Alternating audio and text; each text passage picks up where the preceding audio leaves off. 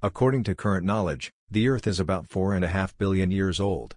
It is interesting, however, that the alternative unbiased tests have at least delivered significantly smaller numbers.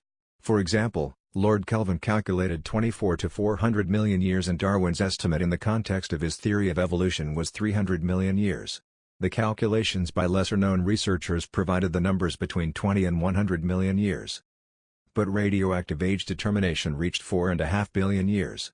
This jump looks huge, so, almost unnatural. Despite widespread opinion, radioactive decay is prone to failure. Apart from impure samples and other known problems, quantum mechanical effects cause trouble.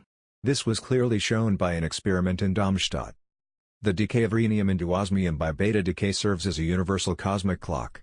But here the half-life of 42 billion years applies, as long as it is neutral rhenium atoms.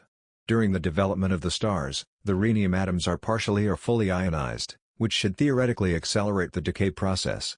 The reason, for the negatively charged beta particle, that is an electron, it would be easier to leave the atomic nucleus if it did not need to completely overcome the area of attraction of the positively charged atomic nucleus, but only to get to the first free electron shell. The result of the experiment in Darmstadt brought an astonishing result: the half-life of rhenium dropped to 33 years, more than a billion times. And alpha decay has a quantum mechanical weak point: the higher the energy of the alpha particles, the smaller the potential barrier that has to be overcome.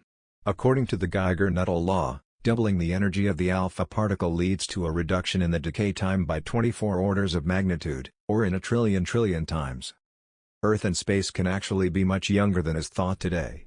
And it's not about small corrections, it can certainly be the large orders. In this regard, another method of age determination is interesting.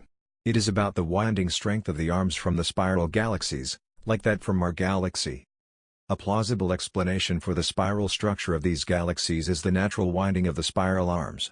Having the same speed, the stars travel the same distance for the same time. The stars that are closer to the center will rotate by a larger angle. This creates a spiral structure by itself. How long the galaxy had wound up can be calculated if you know the inclination of the spiral arms. With this data we get the time of 187 million years for the Milky Way.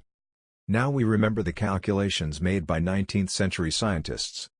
As the rhenium experiment in Darmstadt showed, radioactive dating has a serious quantum mechanical problem that fundamentally questions the reliability of this method. Therefore it makes sense to look for alternatives.